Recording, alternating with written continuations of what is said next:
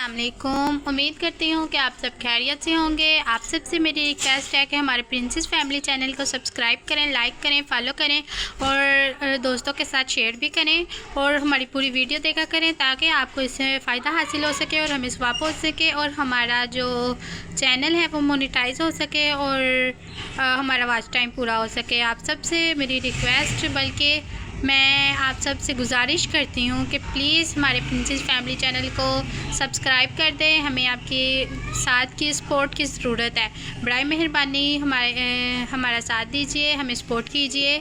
اور آج کا میرا موضوع ہے ہر واقف ناواقف کو سلام کرنے کا بیان۔ واقف یعنی جسے جانتے ہیں، ناواقف یعنی جسے نہیں بھی جانتے، ان سب کو سلام کرنے کا بیان۔ حضرت عبداللہ بن عمر بن عاص رضی اللہ تعالی عنہ بیان کرتے ہیں کہ کسی شخص نے نبی کرم صلی اللہ علیہ وآلہ وسلم سے دریافت کیا کون سا اسلام بہتر ہے، یعنی کسی شخص نے نبی پاک صلی اللہ علیہ وآلہ وسلم سے دریافت کیا کہ کون سا اسلام بہتر ہے، تو آپ صلی اللہ علیہ وآلہ وسلم نے فرمایا تمہارا کھانا کھلانا، یعنی غریبوں کو کھانا کھلانا، غریبوں کو کھانا کھلانا اسلام بہتر ہے، اور ہر واقف ناواقف شخص کو سلام کرنا، یعنی جسے جانتے ہو اور جسے نہیں بھی جانتے اسے بھی سلام کرنا، یعنی اگر کوئی انسان راستے میں آ رہا ہے، کوئی جا رہا ہے، ان سب کو آتے جاتے ہوئے سلام کرنا۔ سلام کرنے سے کیا ہوتا ہے؟